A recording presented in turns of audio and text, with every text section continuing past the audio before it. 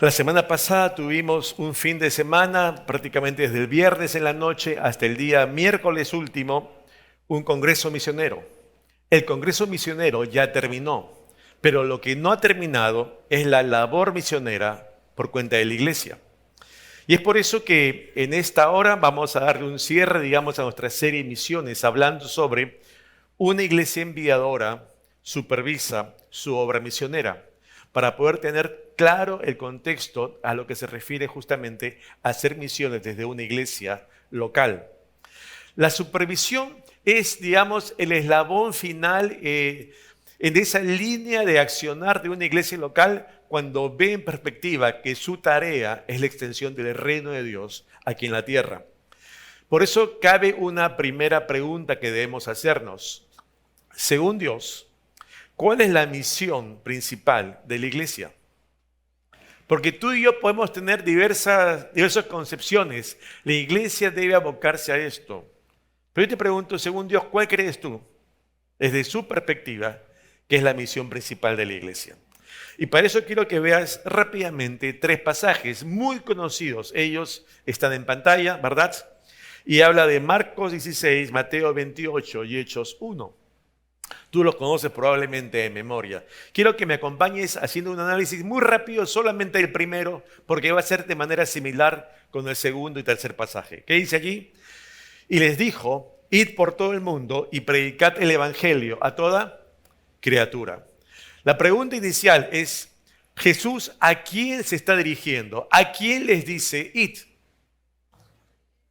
A sus discípulos, a los que tiene delante de él, y que sería hoy, digamos nosotros, también sus discípulos, la iglesia del Señor. La pregunta le dice, bueno, vayan, ¿a dónde? ¿Dónde deben ir? Por todo el mundo, ¿verdad? Deben ir, ese es el campo de acción a donde yo quiero que ustedes vayan, pero no que vayan de turismo, que no está mal, pero esta no es la misión, sino que vayan directamente por todo el mundo con un propósito. ¿Qué deben hacer? Predicar. Hay un objetivo claro que le da Jesús a sus discípulos. Finalmente, deben ustedes predicar ¿a quiénes? ¿Allí qué dice? A toda criatura. ¿Qué nos está diciendo el Señor? La labor de la iglesia, de todos nosotros como discípulos del Señor, debe ser llevar las buenas nuevas del Evangelio a toda persona sobre la faz de la tierra sin excepción. Nuestra tarea no es convertir a la gente al cristianismo. Nuestra tarea es compartir de las buenas nuevas, predicarles el evangelio. Y es el Señor, por medio de su Espíritu Santo, quien traerá convicción de pecado, juicio y justicia en cada oyente. Porque recuerda que la fe es por el oír y el oír la palabra de Dios. Nuestra tarea es transmitir esa palabra, no convencer a la gente de algo. Decirles, esto hizo el Señor por ti en la cruz. Que no solamente murió, sino que resucitó el tercer día, avalando el Padre la obra del Hijo en la cruz. Es allí entonces donde vemos Mateo 28, que es la misma referencia para nosotros. Por tanto, id otra vez a sus discípulos, ¿verdad? Y haced que algo particular, haced discípulos. ¿A quiénes? A todas las naciones. Más que un lugar geográfico, habla de naciones, gentes, personas, pero en todo lugar. Y si vas ahora a Hechos 1:8, que dice allí, y me seréis ustedes, mis discípulos, Jesús resucitado hablando con aquellos que estaban allí delante de él, y les dice, ahora ustedes me van a hacer ¿qué cosa? Testigos. ¿Me van a hacer testigos dónde? En toda la tierra, desde aquí, donde estamos, Jerusalén, Judea, Samaria y hasta lo último de la tierra. Toda la tierra debe llegar, y en sentido, todos los hombres que habitan la tierra deben llegar a oír de este evangelio. Y para esto ustedes son los medios, ustedes van a ser testigos.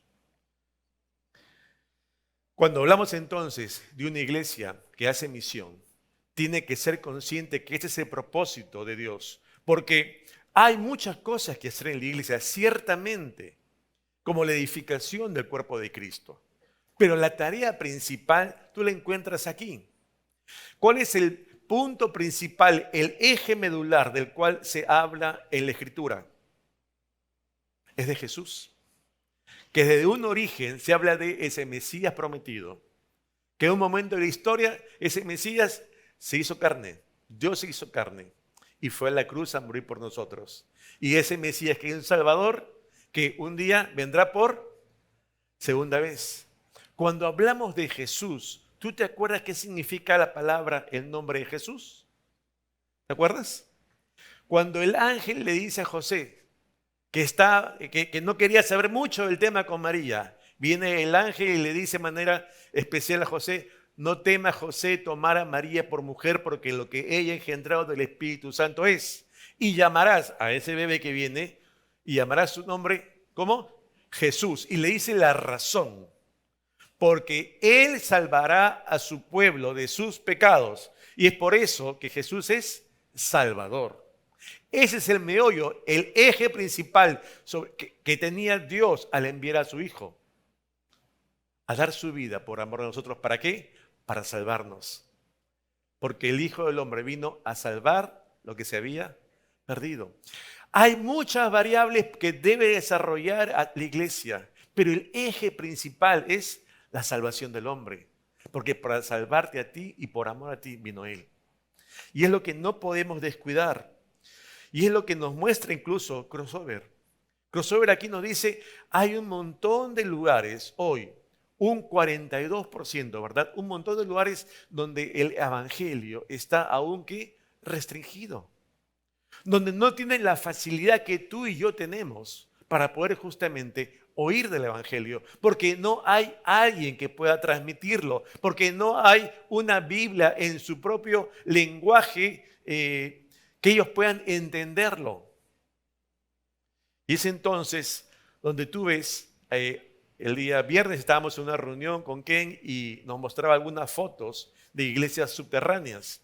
Subterráneas porque literalmente habían cavado en esos lugares huecos en la tierra y habían hecho una especie de cavernas subterráneas. Es la iglesia perseguida, donde se reunía allí un grupo de personas. Porque la iglesia no es un templo, la iglesia somos nosotros, hombres y mujeres creyentes en Cristo Jesús como Señor y Salvador. Y entonces, más allá de un lugar, más allá del número, la iglesia es la comunidad de creyentes en la fe. Y allí entonces veíamos cómo estos creyentes en la fe, aunque sea un grupo chiquito, como se hablaba en Hechos de los Apóstoles, las iglesias que iban de casa en casa, y una casa no entran muchos, tiene un espacio ilimitado. Esta es la iglesia. Y allí en esos lugares restringidos, allí hay gente hoy creyente, pero hay muchos que aún no pueden creer porque aún no han oído. Tú recordarás, ¿y cómo creerán si no oyeren, verdad? Si no hay quien les predique. Ese es el tema. ¿Y quién debe predicarles? Nosotros, los discípulos, pues, cada uno. Porque a esto, recuerda, nos llamó el Señor.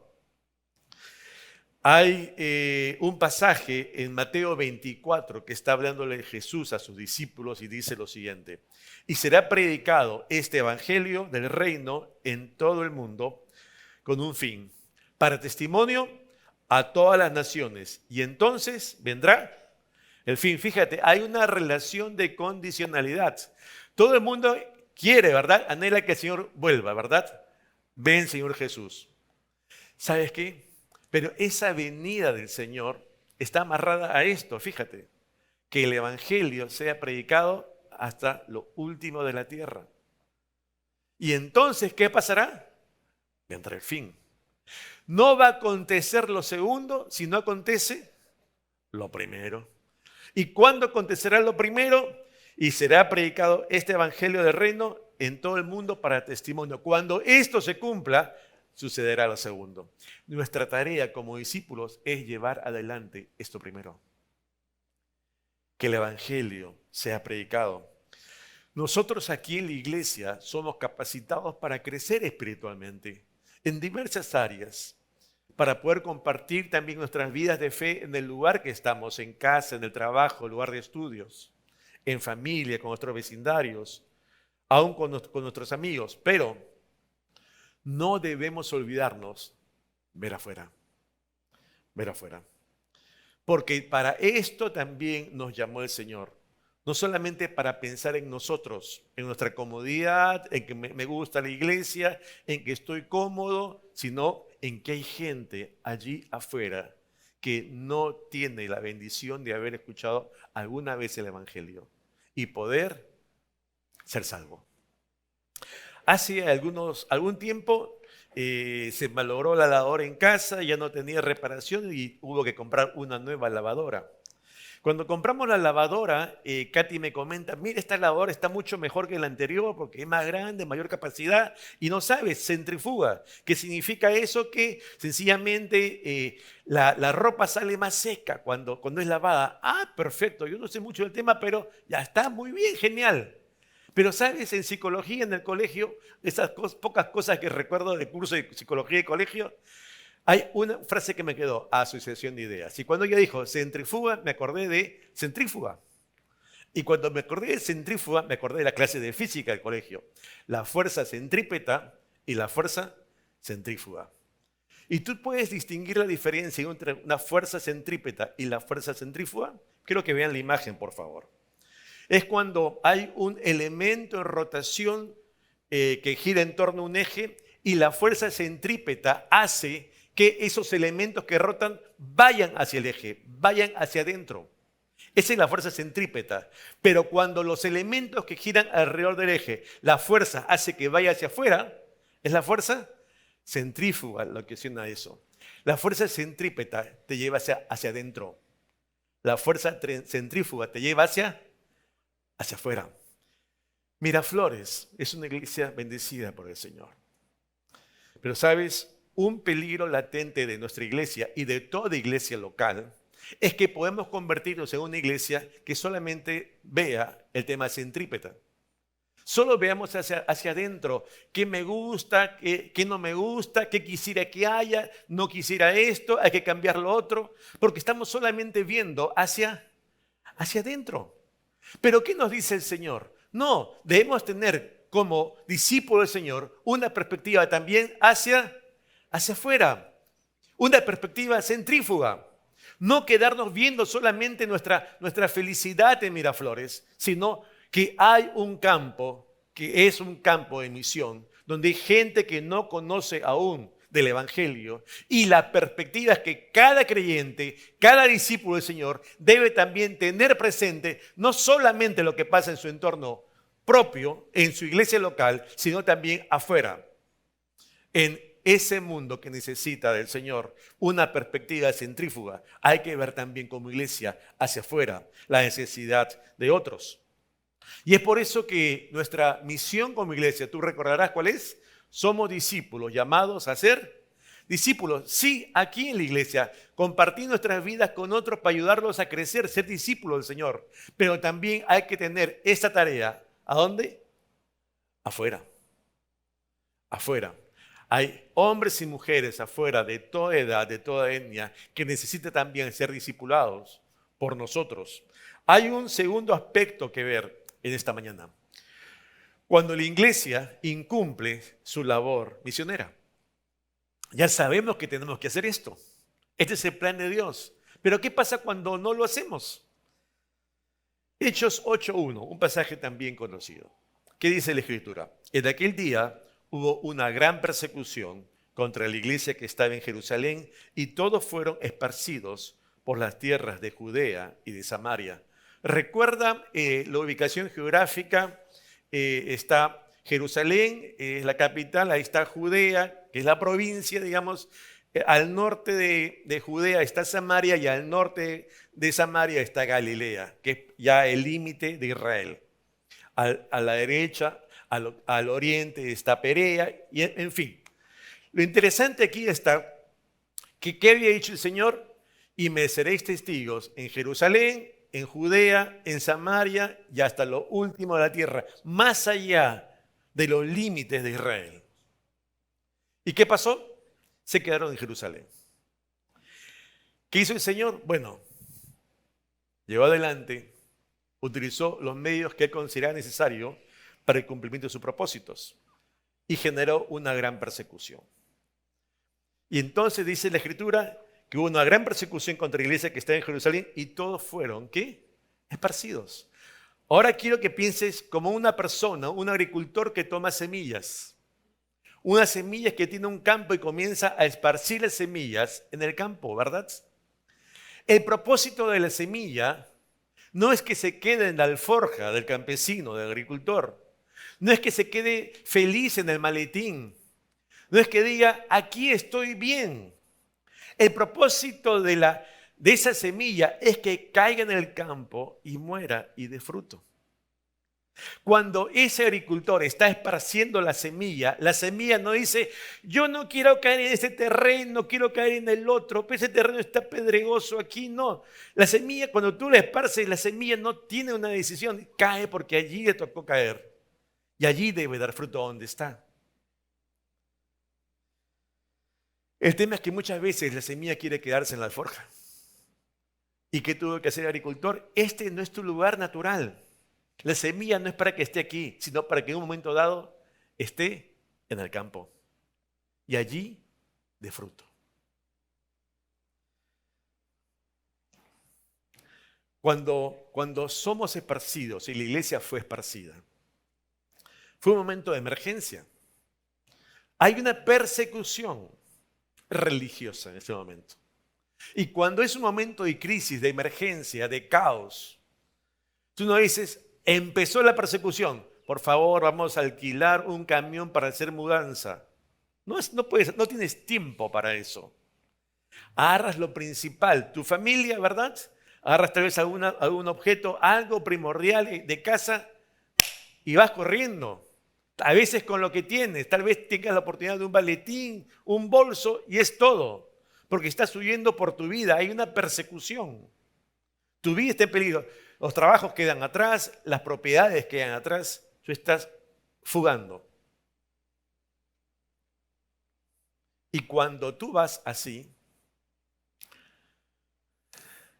cuando llegas a ese destino, la gente no ve lo que tienes. Porque probablemente no tienes nada en objetos. Pero hay algo que la gente va a ver cuando te ve llegar. Te ve a ti. Porque te va a ver cómo eres, cómo vives, lo que dices. Y entonces la gente que está alrededor tuyo y tú que te llamas discípulo de Cristo, que por X razón, en este caso persecución, has llegado a otro lugar, la gente que no es creyente allí va entonces a validar, no según nuestra perspectiva, que decimos que somos cristianos, sino la perspectiva de ellos. Tú eres cristiano y entonces te va a hacer un checklist. ¿Parece o no realmente? Y efectivamente entonces voy a decir, sí, parece que es cristiano. La pregunta es, ¿cómo crees que te ven afuera los no creyentes que están alrededor de ti? Porque ellos, en un sentido, también son nuestro campo misionero. Ellos ven que nosotros decimos, yo soy de Cristo. Y ellos ven cómo me comporto en el trabajo, cómo me comporto en el estudio, cómo me comporto en casa. Mi papá no es creyente y todo el resto sí. Mi papá va a saber cómo decimos que somos creyentes de boca, pero en los hechos, en casa, en pijama, ¿verdad? Van a ver cómo se comporta en la mesa.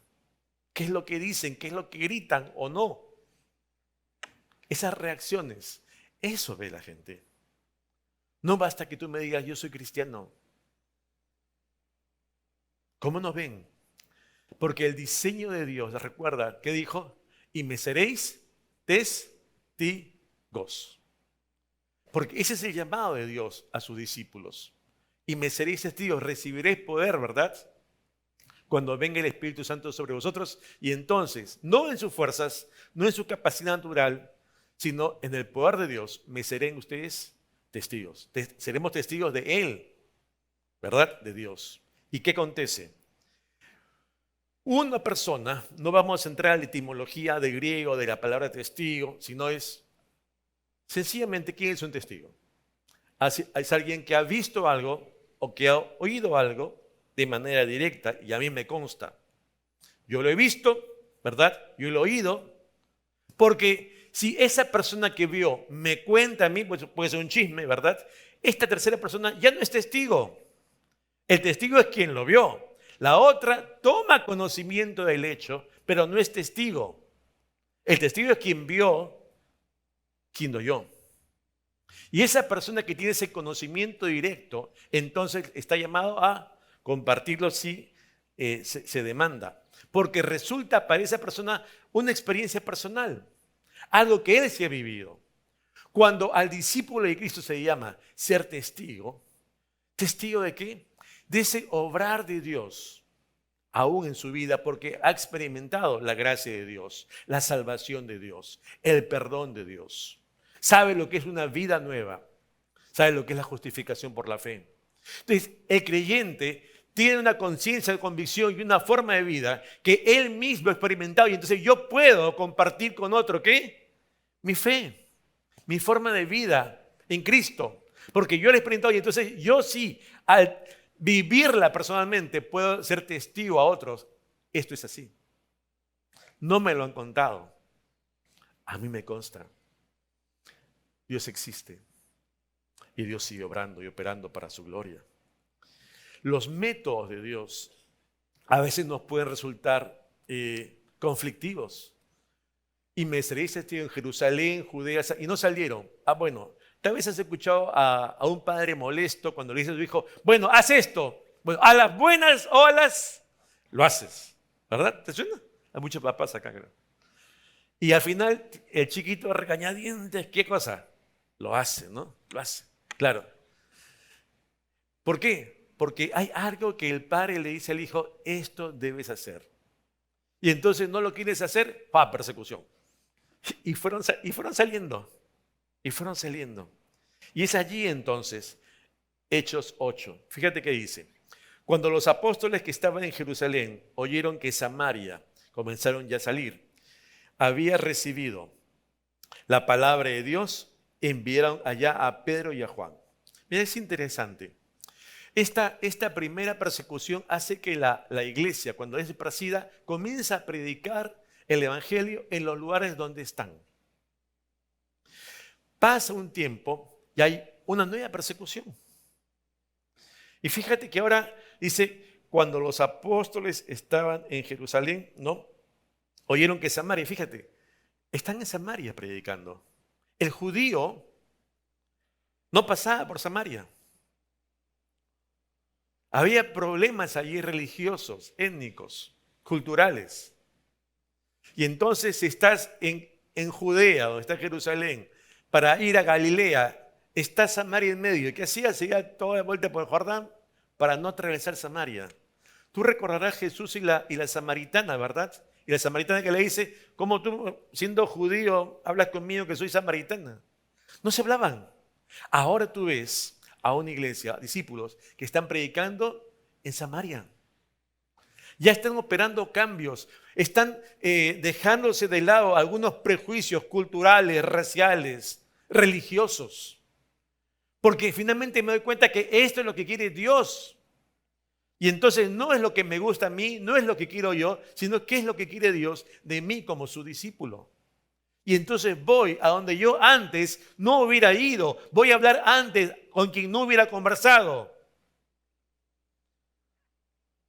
Porque esa es la demanda y ese es el llamado de Dios, que todo hombre y mujer sobre la faz de la tierra, oiga, ¿qué? Las buenas nuevas. Y es entonces que envían a Pedro y Juan. Oye, la iglesia de Jerusalén dice, esto está pasando en Samaria, la gente está creyendo, lo envían. Hay entonces una primera supervisión aquí. Una supervisión de esta iglesia madre, la iglesia primaria, la iglesia de Jerusalén, sobre lo que está aconteciendo en Samaria, ¿verdad? Y entonces, ¿por qué? Porque la iglesia de Jerusalén quiere saber, ¿esto es de Dios? ¿Es el obrar del Espíritu Santo? ¿Qué está pasando? Vayan, los encomendamos y regresen y nos informan. Diríamos, este es en un sentido, un primer aire libre, una campaña abierta donde está trayendo resultados, pero no es iniciativa de la iglesia, instituida como Jerusalén. Son los hombres y mujeres que están saliendo. Y es entonces que Israel tiene que comprender que el llamado de Dios para el pueblo escogido tiene que ir mucho más allá de sus fronteras geográficas, de Israel hasta lo último de la tierra, y de sus fronteras culturales y religiosas. No solamente de la salvación para los israelitas, sino también para todo hombre, para los gentiles también. Aún sus medios pares, los samaritanos. Y esto tiene que interiorizar. Y es por eso que en este contexto tú encuentras allí en Hechos capítulo 10 ese desarrollo que se da entre Pedro y Cornelio. ¿Te das cuenta? ¿Cuál es el resultado final? Que ellos tienen la convicción y la iglesia tiene la convicción, sí, también hay que ir a predicarle ¿a quién? A los gentiles. Se va abriendo esa concepción. Realmente hemos estado muy limitados, muy estrechos. Siempre hemos vivido así, creído así. Pero Dios nos está mostrando que el tema no es centrípeto, sino centrífuga.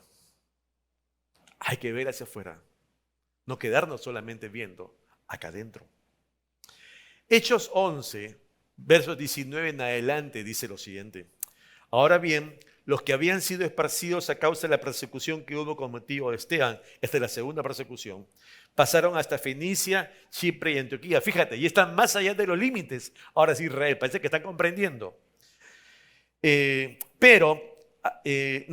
No hablando a nadie palabras, sino solo a los judíos. O sea, no han comprendido del todo, pero sí que están pasando el territorio. Sin embargo, lo bueno es, pero había entre ellos unos varones de Chipre y de Cirene, los cuales cuando entraron en Antioquía hablaron también a los griegos, anunciando el evangelio del Señor Jesús. ¿Qué pasó? Y la mano del Señor estaba con ellos y gran número creyó allí del extranjero y se convirtió al Señor. Y llegó la noticia de estas cosas a oídos de la iglesia que está en Jerusalén y enviaron a Bernabé que fuese hasta Antioquía. Primero en Samaria, ahora envían a Antioquía, ¿no? Oye, vayan a ver qué está pasando. Porque una vez más vemos ahora una nueva supervisión de la iglesia madre principal, pero que es una supervisión reactiva, ¿no? Está pasando algo, no sabemos qué, vayan a ver, infórmenos. Ahora, ¿por qué es reactiva esa supervisión? Porque no es parte, diríamos, de esos manuales operativos en la iglesia. Hay que ser intencional. ¿Qué estaba pasando? No hay supervisión porque no hay envío de parte de Jerusalén. La iglesia de Jerusalén todavía no ha encomendado a nadie. La iglesia de Jerusalén ha dejado que los creyentes discípulos vayan y ellos de manera individual están compartiendo el evangelio. Pero como iglesia no hay eso. Y entonces reacciona para saber qué pasa allá. No tienen una estrategia preparada, vamos a ir y después den informe. No, las cosas están sucediendo y Jerusalén reacciona. La pregunta es, ¿qué de nosotros? Como Jerusalén podemos estar expectantes de lo que otros hacen. Como la iglesia de Jerusalén podemos estar viendo que hay frutos en otros lados. Como Jerusalén podemos estar pidiendo informes, oye, pero mira, esto que corregir, hagan esto. Pero no somos nosotros los que estamos yendo. Y lo que el Señor dice es que cada uno de nosotros debemos ir a esos campos. Hay hombres y mujeres que se pierden por la eternidad porque no han tenido la oportunidad de oír ¿qué? El evangelio para poder creer. Para poder creer. Y hay gente allá afuera que necesita oír. Hay un tercer aspecto y último.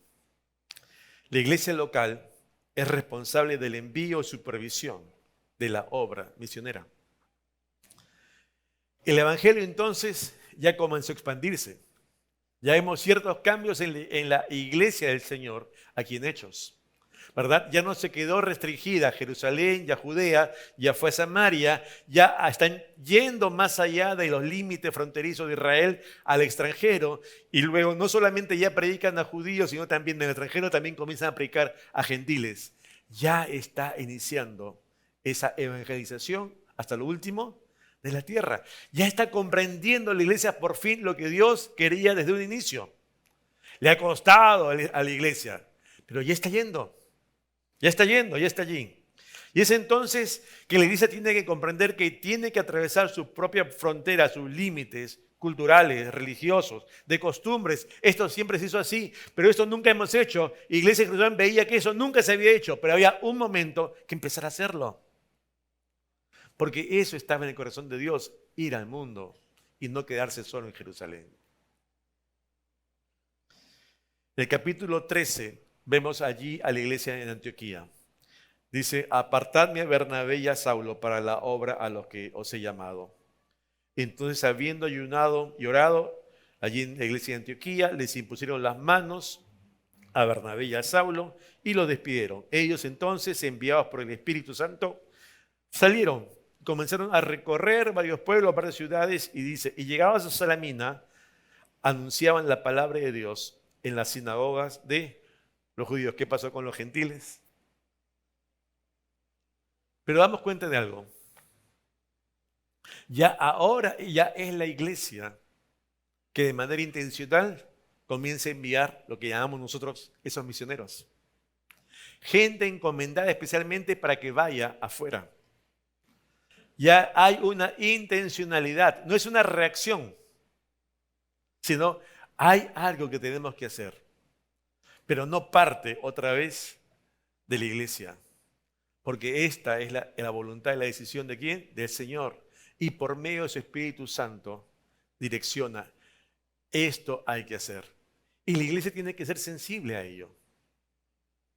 Es entonces que bajo la dirección del Espíritu Santo, la iglesia tiene que comenzar a reconocer a aquellas personas que están llamadas para ir de manera especial, como Pablo y Bernabé, a esos campos blancos. Porque tal vez no todos iremos, pero algunos sí. Y entonces ellos tienen que ir. Pero para eso la iglesia tiene que ser consciente de esa responsabilidad, de esa misión particular y que efectivamente sean ellos los elegidos por el Espíritu Santo y la iglesia local es el canal para enviarlos. Como Miraflores, hoy tenemos 36 proyectos misioneros en ejecución. Algunos, 4 de ellos me parece que son en la misma ciudad de Lima, proyectos urbanos. Y el resto sí tiene que ver con obras misioneras, sea en provincias de Lima, sea en provincias en todo el país, en algunas ciudades del país y los demás en el extranjero. 32 familias que estamos apoyando en labor misionera hoy a nivel urbano, nacional e internacional. Y sumado con esos proyectos urbanos aquí, son 36 proyectos misioneros. Y uno diría, estamos bien. Pero la pregunta es, ¿y no podemos hacer más? Escuchando lo que comparte Crossover Global es, sí, podemos estar yendo incluso solo a la zona verde, ¿no? Que es lo más fácil. Pero ¿cuántos de nuestros proyectos, sería una evaluación a realizar como iglesia incluso, cuántos de los proyectos hoy y nuestra inversión está yendo a ese 42%, la zona naranja y la zona roja? ¿Mm? Es interesante que nos compartía que muchas veces allí no hay misioneros a tiempo completo, porque sencillamente es muy difícil que los propios nativos o oriundos del lugar, que se les comparte el evangelio, va 1, 2, 3, 4 años máximo, se les capacita a aquellos que han creído y sale. No es un misionero que quede a tiempo completo forever, no. Sino es un tema puntual porque va capacitando y deja a los propios de la locación para que uno de ellos sea el pastor de esa iglesia local. Y que además es bivocacional. O sea, sigue trabajando en lo suyo, pero sigue allí pastoreando porque son grupos, recuerda, chiquitos. Son un sinnúmero de iglesias porque muchos en esos lugares, recuerda, son zonas restringidas públicamente para el evangelio. Y por eso están subterráneas, por eso están ocultas. Por eso tú lo ves en el desierto, no porque sencillamente su hábitat natural sea en el desierto, sino que se van incluso un poco más allá. No sé cómo puede ser un poco más allá en el desierto, pero es totalmente, tienes que pasar desapercibido. Porque no se puede decir públicamente uno profesar su fe. Y ahí tenemos un montón de lugares donde aún no se ha llevado el evangelio. Y esa es la tarea de nosotros, la iglesia. Voy terminando. ¿Cuál es la labor de los misioneros en el campo entonces? La misma que la de inicio, la misma que delegó el Señor. ¿Cuál es? Anunciar las buenas nuevas del reino a toda criatura. Eso no ha cambiado porque están allá, donde justamente la gente no ha oído y tiene que oír para creer. Y van a creer si alguien les predica. Entonces envían misioneros. Pero ellos están llamados a discipular a esos nuevos creyentes, a que esos creyentes crezcan en la fe, a forjar un liderazgo y entonces dejar a algunos allí que sean los nuevos ministros pastores en esas congregaciones locales y ese misionero volver a casa. Ya se inician, como estamos viendo, la formalización del envío de misioneros por parte de iglesias locales, que es a donde apuntaba el Señor desde un inicio, que les costó aprender a la iglesia. Porque la iglesia local tiene que poder identificar a quienes ha llamado el Señor por medio de su Espíritu Santo para que sean los enviados. Y la iglesia local lo que hace es reconocer y enviarlos. Y sostenerlos en el campo. Y por eso tenemos nuestra ofrenda misionera. Para poder sostener estos proyectos de aquellos que están en el campo misionero, mientras tú y yo estamos aquí. ¿Verdad? Creciendo en la fe, compartiendo con en nuestros propios ministerios, pero hay gente que está afuera, enviada por Miraflores. Y es entonces que tú vas a ver que aparece entonces ese primer y segundo viaje misionero del apóstol Pablo, ¿te acuerdas? Allí aparece entonces, hay dos rutas, tú vas a ver el primer viaje en azul y el segundo viaje mucho más extenso en color rojo. Si te das cuenta de esa pantalla, hay una sección de ambos viajes que son similares, ¿verdad? Entre el primer y segundo viaje hay un tramo que es el mismo. Hechos 15, 36 dice lo siguiente. Después de algunos días, Pablo dijo a Bernabé, volvamos a visitar a los hermanos en todas las ciudades en que hemos anunciado la palabra del Señor para ver cómo están. Ahora hay una nueva supervisión, pero es intencional y es a través de la iglesia, porque no se trata de que Pablo vaya solo con un hermano y se encargan de la supervisión. Ellos son encaminados una vez más por la iglesia de Antioquía. Y entonces ellos se deben a la iglesia de Antioquía como su iglesia enviadora y ellos son los que salen al campo a supervisar para ver cómo están estas obras que dejaron, ¿verdad?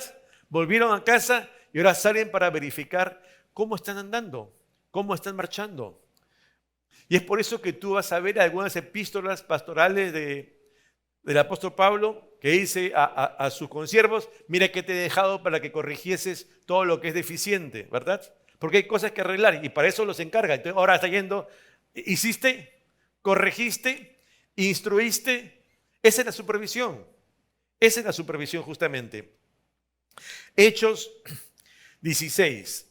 ¿Qué más hacen en la supervisión? Y al pasar por las ciudades les entregaban las ordenanzas que habían acordado los apóstoles y los ancianos que estaban en Jerusalén para que las guardasen. Así que las iglesias eran confirmadas en la fe y aumentaban en número cada día. Estamos Hechos 16. ¿Tú te acuerdas qué pasó Hechos 15? Grandes problemas en un sentido de prácticas y de doctrina porque hay un conflicto.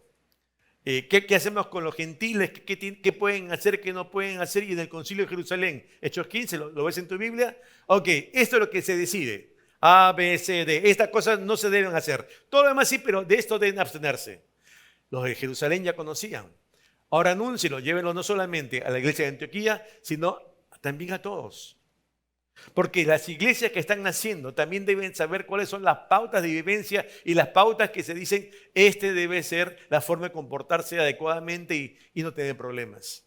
Y cuando va justamente un misionero al campo o los pastores de la iglesia al campo a supervisar, van efectivamente a corroborar que está yendo bien, que se están respetando las pautas que se les ha dado, ¿no? Que hay una forma de llevar adelante la obra. ¿Se está haciendo? ¿No se está haciendo? ¿Se le corrige? ¿Lo corrigieron? ¿Se le dispuso esto? ¿Lo hicieron? Etcétera. Para eso también sirve la supervisión. Entonces recordarás tú que hay un tercer viaje misionero, ¿verdad? Y Pablo sigue volviendo al campo. No se queda allí. Claro, en el cuarto ya termina, ¿verdad? Pero el tercer viaje sigue visitando ¿qué? Las obras. Porque esa es parte de la supervisión de la iglesia, a través de personas encargadas. No es que todos nosotros vamos como iglesia, no es que van todos los pastores a supervisión, sino irán algunos designados y ellos van al campo y verificar cómo están yendo. Por eso a veces cuando alguien sale en comisión, en ministerio y está cerca, ok, entonces puede hacer una visita de supervisión. Y está bien. Hechos 18. Y después de estar allí algún tiempo, están en la base de Antioquía ahora, salió recorriendo por orden la región de Galacia y de Frigia, confirmando a todos los discípulos. Y ya en Éfeso, Hechos 19, así continuó Pablo por espacio de 2 años, de manera que todos los que habitaban, ya miren, todo Asia, en Asia, judíos y griegos, ya todos, ¿qué pasó? Oyeron la palabra del Señor Jesús. El evangelio sigue corriendo. El evangelio se sigue expandiendo. Ya es eso de hasta el último en la tierra, se va haciendo poco a poco, ¿qué? Realidad. La iglesia del Señor ya entendió perfectamente, porque ese costo, ese periplo gigantesco de Pablo, alguien tiene que cubrirlo. La iglesia de Antioquía. ¿Se dan cuenta? Y es entonces que Pablo hará carpas, pero también tiene el apoyo de la iglesia. Ahora, en ese proceso de envío de misioneros y de trabajo de su cuidado, de tener claro quién es su autoridad ministerial, tenía claro que también el misionero saber que va a estar un tiempo, porque al final ese tiempo tiene que volver, tiene que rendir cuentas a su iglesia enviadora, tiene que sujetarse a ella. Y si vuelve y eso le place al Señor y está en sus propósitos, tal vez vaya, como Pablo, a un viaje de supervisión allí, o tal vez sea enviado a nuevas tierras, ¿verdad? Como también acontece. O sea, ya estuvo ya, ahora se le envía a otro campo misionero. También. Y ese misionero entonces es consciente que más allá de sus gustos personales como nosotros también los tenemos, debe estar alineado a lo que es la voluntad de Dios para su vida. Dios quiere también que vaya ahora allá. Es interesante que en la iglesia del Señor se pasó en un momento de la gran omisión para empezar a hacer ahora sí la gran comisión. Lo que no hacían, comenzaron a hacerlo. Y la pregunta es también pertinente para nosotros. Nosotros y cada uno de manera individual está compenetrado con este llamado de Dios a ir hasta el último de la tierra. Y no tenemos que ir a Pakistán u otro lugar, sino empezando por nuestro vecindario o en casa. Pero empezando, no quedándonos en casa solamente. ¿Cómo estamos yendo nosotros? ¿Estamos siendo partícipe de la gran comisión o estamos imbuidos en la gran omisión? Estamos teniendo vidas de fe con una lectura centrípeta, qué es lo que me gusta, qué es lo que quiero, cuáles son mis metas, que no está mal, pero me quedo allí solamente enfocado en mí, o tengo una perspectiva de vida en forma centrífuga, también siendo consciente que más allá de lo que yo quiero, anhelo, que está bien, hay también gente afuera que necesita escuchar ese evangelio que por la gracia de Dios yo ya conozco. Pensemos eso. No solamente quedarnos mirando a nosotros y a nuestra hermosa iglesia, sino también pensando en lo que hay afuera hoy. Hay mucho campo blanco aún. ¿Por qué? Porque hay incluso zonas restringidas para llevar el evangelio hoy. La gran tarea de la comisión no ha culminado. Culminan año tras año los congresos misioneros, pero la tarea misionera no. Y no culminará hasta que sea proclamado, anunciado el evangelio para testimonio ¿a quién? A todas las naciones. Y ahí tú y yo somos parte. Por eso yo te invito a que tú puedas cerrar tus ojos y decirle, Señor, aquí estoy yo. Aquí estoy yo. Y tal vez has estado pensando hasta este momento, sí me gustó el Congreso, no me gustó el Congreso, misionero, sí está bonito, pero ¿qué tienes que ver tú con todo esto? ¿Seguimos solo pensando de manera centrípeta en lo mío? ¿Por qué no dice, Señor, perdóname por muchas veces pensar así, solamente en lo mío? Y dame disposición, dame voluntad, dame fuerza y entereza para poder comenzar hoy, como le pasó a la iglesia de Jerusalén, dar un viro. Igual a la iglesia de Antioquía, comenzar a ver el mundo como Dios quiere. Ayúdame, Señor, a tener una compasión por los hombres y mujeres que aún no te conocen. Ayúdame, Señor, a ser parte de este gran llamado al campo misionero. De diversos aspectos, como el Señor te llame. Tal vez tú seas un misionero mañana. Yo no lo sé, pero Dios sí. Pero la idea es que tú tengas esa convicción del Señor. Y si es así, el Señor lo confirmará a su tiempo. Pero si no tienes un llamado específico para ir a tiempo completo, todos somos parte a tiempo completo de apoyar a aquellos que sí van. Y dile, Señor, dame a mí la disposición para involucrarme en tus misiones hasta lo último de la tierra. Señor le bendiga.